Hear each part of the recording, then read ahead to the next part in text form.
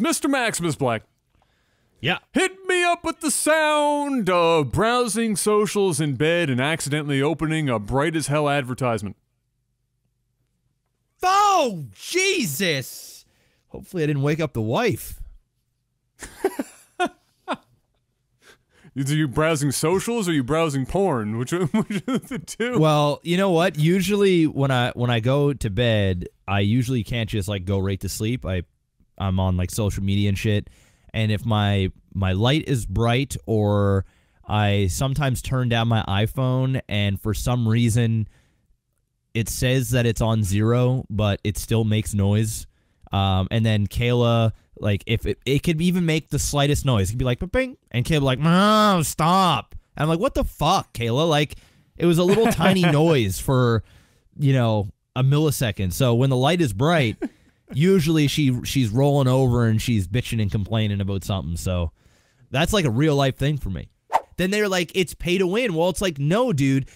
The companies need to make money. You can still earn the majority of the things, or all in most cases. It's pretty much pay to get better faster. Yeah, it's like, dude, if you don't want to put in 40 hours to get what I got, then get a job and pay $20. You know what I mean? Like, if you're gonna be that invested, you're gonna put 100 hours or 200 hours into a game, and you're not willing to spend $20, which is fine. But if you're gonna bitch and complain about it, like, come on, you're going to go out and spend $60 on Overwatch or something that isn't free to play, and you're going to spend the same amount of time, or whatever the case may be. I just think it's hypocritical, and it pisses me off because I understand how tough it is for games to break out, and if we want to see games come out and take down the juggernauts like League or CS:GO or Call of Duty, that they need the support of the people that are playing the games. It's like going to a job and working for free every day, and you know, when am I going to get paid? You know, when is it going to happen? I would say it's like, again, more power to the developers and the publishers for coming up with friggin' lockboxes and crates and this keys gimmick. Because honestly, from a business perspective, it's bloody brilliant. It plays into the whole, this even getting stuff is a game. Yeah. I absolutely despise it, and I absolutely hate it. I think it's really predatory, but at the same time, I just bought 50 Overwatch loot boxes yesterday. God knows how much money I've spent on loot boxes, and I absolutely hate that I do it. But for some reason, it plays into my personality of, holy crap, I'm unlocking shit. Luckily, you know, again, I'm gainfully employed. I'm able to spend my nerd money on wonderful things. But at the same time, it's just like, I wish they were less lazy about it. So like for something like For Honor or something like even Mass Effect where they included it, yeah, it's fine. It doesn't really impact the gameplay, so I'm totally cool with it being in there.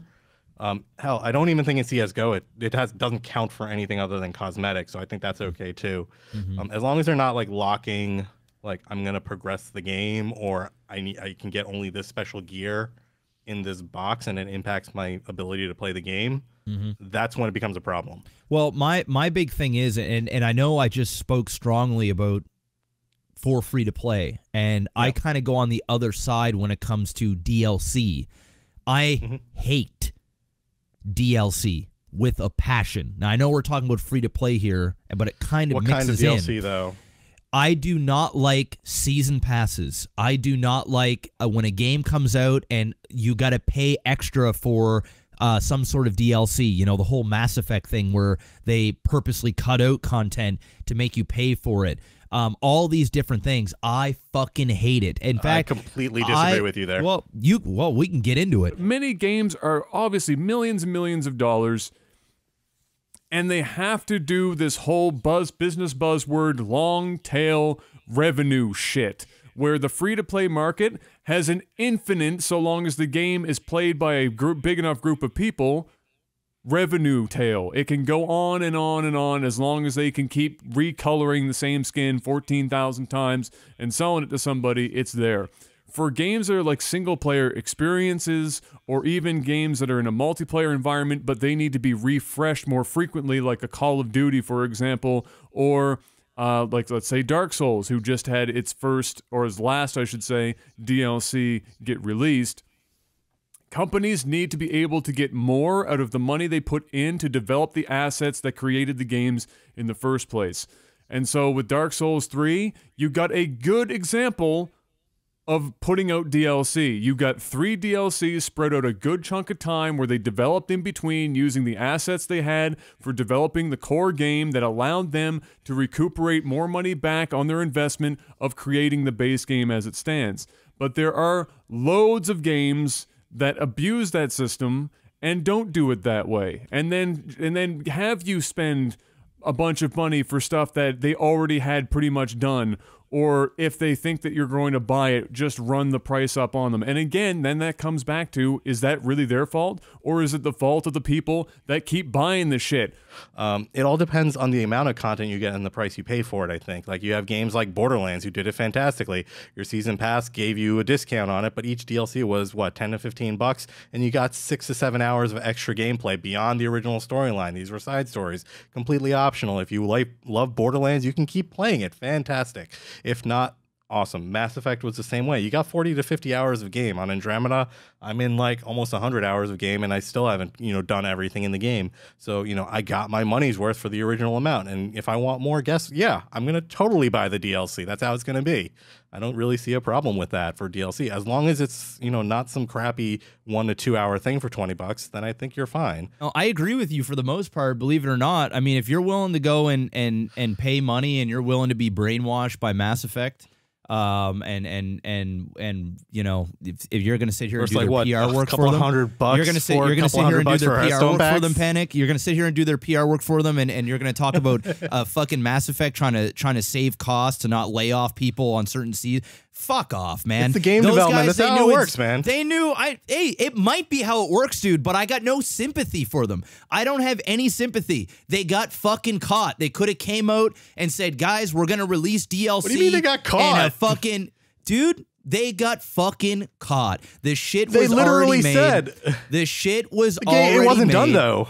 The voice acting wasn't done. The story wasn't done. Yeah. You have the evidence of all this? They fucking lay it all out there? You believe everything that you fucking hear? You know how much money these guys... They decompiled the stuff on the disc. It wasn't complete. It was missing a ton of stuff. They had the models of the characters, and they had some of the lines and rigging, but they didn't have all of it. It wasn't done. It's fucking bullshit. You spend $60 on a AAA title, and they're ready to charge you another $30 for some bullshit DLC that's garbage anyway. It's stupid. By all means, if you want to go DLC added hours of gameplay. If you want to go out and spend the money, I'm not going to hate on you for it, dude. I just don't support it. I just don't buy it. That's the best way I can do it.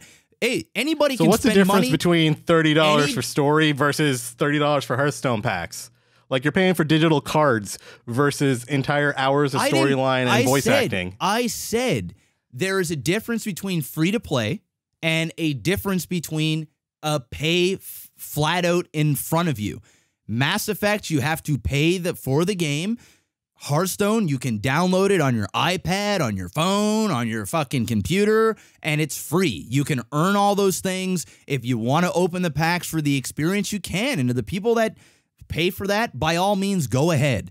But if you're going to buy a AAA title and then within 2 weeks or a month, they've got $30 DLC, come out with a $90 game and put all the content in there and let us play the full game. The reason why they do that shit, dude, is because you buy it, you're fresh on it, and they need to release their bullshit DLC within a month because it's still fresh, it's in your mind, and if they release it 6 months or a year down the road, people have already forgotten about it, and they're already working on number 4, number 7 in the series anyway that they're going to release in 3 to 6 months. I'm not a big fan of it. I'm not a big fan of DLC. Or even Borderlands. That's fair. That's fair. But listen, they released DLC for over years. There's some value DLC. Adam mentioned it. Dark Souls has come out with some value DLC. Some of it is out there, but a lot of it is absolute bullshit. They know that they're going to sell a bunch of copies, and they're going to go, okay, guys, how can we maximize our money? How can we maximize it? Even if we can get 30% of the people that paid for the game to download this bullshit that has really nothing to do with the story in most cases, we're just going to do some side characters and just a bunch of filler garbage. Just put it in, just give them something, package it, make a nice trailer. Not filler garbage, sell. They're ready for this. This is how some of the companies do it. They get ahead of themselves and they pump it full of bullshit. If Nintendo was a DLC company, then Breath of the Wild would be the same shit. There's the 900 Korok nonsense with just fluff and bullshit, and you get nothing at the end of it, and all this other this nonsensical shit. If Nintendo was in the game like where everybody else is, we'd be getting DLCs for Zelda memories where you actually get to play the memories instead of just fucking watch a cutscene and all this other nonsense. It's that shit that is stupid or annoying because it's obvious when it happens. If something DLC comes out in the first 2 months, guaranteed it was 60 to 70% done ahead of time, obviously. And they just decided to do filler for the main game and then give them this story-driven shit. It's the same in Final Fantasy 15. We already talked about that at one point. I believe I covered that. You have Gladiolus, Ignis, and fucking Prompto at different points in the main story of the main game say, hey, peace, I'm the fuck out. And the main character even says, but where are you going and why? And they say, don't worry about it. And then they show up and then you're like, again, the main character says, so where were you? And they say again, don't worry about it. And then you know that the DLC is coming, and now here's the fucking Gladiolus DLC shows up on your doorstep. And you're thinking, I get an amen? Really? It's fucking, it's like, amen? When you're paying now in Canada anyway, $79 in tax, you're running up $90 for a video game, and something's broken. You have to have a system in place for people who, you know, it's the you know, what would the reasonable person yes, argument? Adam, but I think you're getting the my point is different.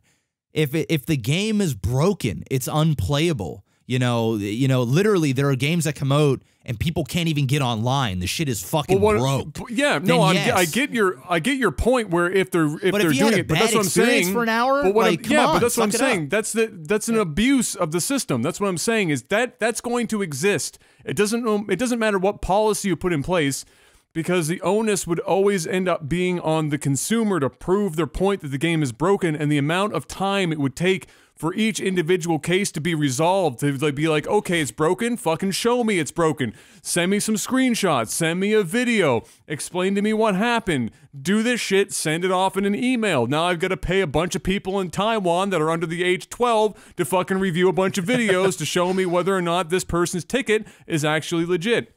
They're going to have a system that's in place that's going to get abused by people, but if you put a cap of like an hour or 2 hours on a video game, that's long enough that the person knows, or the company knows, this person didn't get the game. We might be losing their money, sure, but they didn't get a free ride. They didn't come in and play the whole game and then return it and be like, fuck you, I didn't like this. They didn't even get the tutorial most of the time in that first hour, and they returned the game. Cool. Does that mean you're going to get people that say, I just don't like this experience, and send it back? Absolutely. Well, here's the thing. It's also in place for people that are doing it as a consumer protection piece. You know what? I agree with everything you're saying. And once again, I kind of went on the other side just to play devil's advocate, so we have something to talk about here. But I agree. 1 to 2 hours is fine. But let's be real here. I think you're pushing the agenda a little bit too far. Most people that are taking back a game are not taking back the game because it's broken. Most people that are taking back the game is because they don't like it. They just want their cash back. Oh, and they don't I'm not, like the and game. I'm not Panic saying that's not the case. He didn't like the controls. He didn't say it was broken, unplayable. He just didn't enjoy the experience. Oh, no, it was. Most people it was actually like, yeah. Most people just don't like it. The controls were like, couldn't map out. I couldn't change them, and they didn't work well. Like literally, I tried to do something. I'm like, this is actually physically unplayable on my controller. You know, it's not intuitive. It doesn't make sense. I was just like, whatever. I only play like 15, 20 minutes. So I felt like, you know what, that's fair.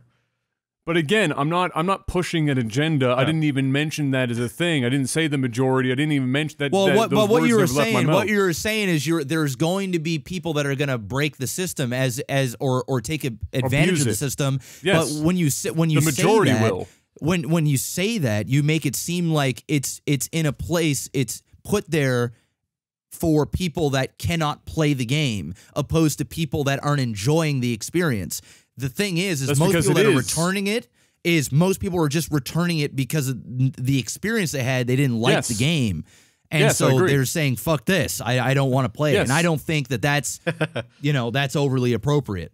and No, entertainment. I agree. That's a I fair agree. way to say. No, I'm agreeing with you. What I'm saying is that it is in place for the people where it is a broken game. That's what I'm saying it's for. If it doesn't exist, then that's ultimately, it's just like, again, just like the welfare, or not the welfare, like the EI example. EI is put in place for people that get fucked up. But, you know, we know that people abuse the system because people are paid to fucking tail people when they say, oh, I got a bum knee, and then they're down at the racetrack fucking taking sprints with their son. Like, there's you know, there's people, and the majority, usually, it's the majority that abuse it, because if the system's there, people are going to find a way to abuse it, but the policy is in place to reduce that abuse as much as possible while allowing the people that specifically actually need it to have access to it. Before we end the subject, let me get this in, Panic. Before we end the subject, I'm going to go over Steam's policy here, okay? Okay. And Steam's policy says you can request a refund for nearly any purchase on Steam for any reason.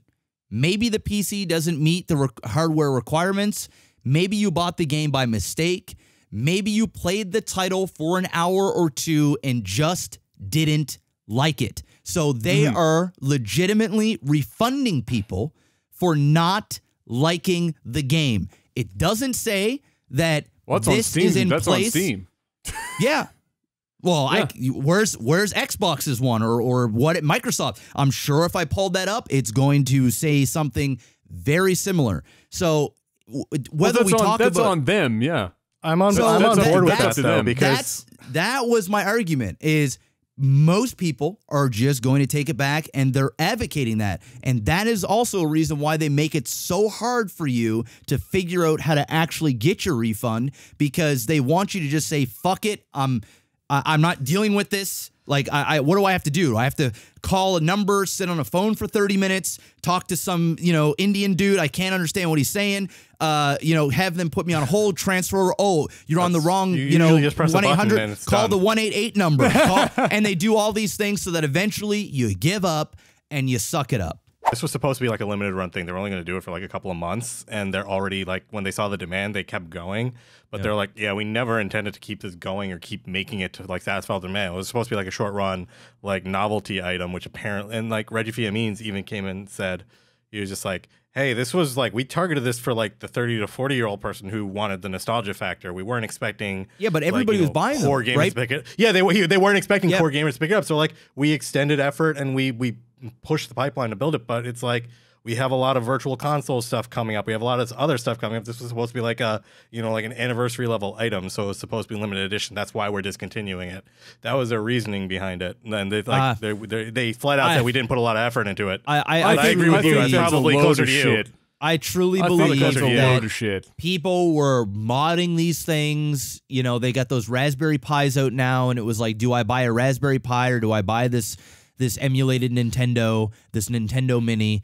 I've seen one, I've held one. They're very small. It's like a little piece of junk, but it actually works well. You plug it in, HDMI, it boots up. You know, it doesn't crash like the old Nintendos, and for the most part, they worked really well. I honestly just believe Nintendo was very salty at people modding their thing. Or they were planning, like Panic said, maybe having some of those games for digital download. And they didn't want to cannibalize the Switch. I don't know if that's it, but they're gonna go virtual console on the Switch pretty heavy from what they were saying. So they don't want to cannibalize that by having a moddable box out there.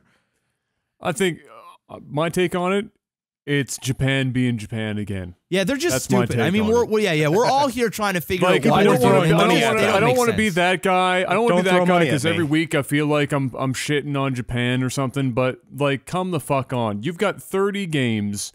Not all of them were smash hits. They had some really like vaporware type shit on that thing. And you're going to tell me that they were concerned about some people modding it when that environment already exists, but they are making $0, but in this case they'd be making their money on the console, and if people are going to mod it, they're going to mod it anyway. People are already emulating like crazy, like you said, with Raspberry Pi. It's a $30 fucking board. You save money on that shit. Like, It fucking blows my mind whenever Nintendo has something that's good these days, They managed to find a way to fuck it up. I can't. They even said this is why it's some bullshit stuff where they are definitely concerned. I think I'm actually with Panic on this. They're concerned about Switch sales. Here's the thing: they sold even with demand being as fucked as it or supply being as fucked as it is. They sold a 1.5 million of those little bastards. That is more than the Switch has sold to date. You know what I enjoyed even more than the trailer is the poster. If you haven't seen, I was going to say that poster poster's fire. The poster is so fucking good. It reminds me of as soon as I saw old school Star Wars. It is. It's a riff on the original the poster. If this movie came out in the 70s, this would be the poster that we would get. It says so much. You've got Rey holding the lightsaber. It goes from like blue, there's a little bit of purple, and it goes into red. And then you've got Luke Skywalker in the front that is like really, really big. Massive. And then Kylo Ren on the right side, a little bit smaller, but there. And it's just, it says everything without saying anything. It's the perfect. I will definitely get the poster and put it up here in the basement. Oh, yeah. It's just amazing. It might actually be my favorite poster ever created in the history of cinema. It's might be a that bit much. Fuck it. No, well, name me one that's better. Really? Is there any other poster that comes to your mind? Pardon me? Yeah, the original Star Wars one. The real Star Wars one? Like the original? Yeah, the original ones. I mean, it was great, but it's not at that level. I mean, if I go and look at, the Star Wars well, it depends. Poster, the problem is for the first one, there were like 4 different variations of the original Star Wars poster, and there are a couple that are amazing. Yeah, but the original one that came out in 1977, which is pretty dope. Yeah, there were a few. It's even got that thing, but we didn't even know what Star Wars was back then, right? We didn't know what it was. Can we just talk? We about know how what that it poster is. Man. Made Mark Hamill look like a fucking like romance novel cover. Yeah, and then people get into the theater and you're like, oh, what the fuck happened to Mark Hamill? 350 or 3,500, whichever comes first. Whichever 350 or 3,500. We will release the LAGTV Machinima scam DLC. Story, and whatever else we decide to talk about. We'll give you guys a special. I don't know how long it's going to be, but we'll just talk. The people here on the stream are going to get it live. An hour, 2 hours, who knows? So, the people that are here are going to get a little treat. It's Good Friday. It's a holiday, baby. So, man. Don't put this on Jesus. I'm putting it right on Jesus. We got until Sunday then, because that's when he comes back, right? Yes, that's true. Yes. We only have a couple of days. If we hit 5,000, we'll have Jesus on as a guest. Oh, my God.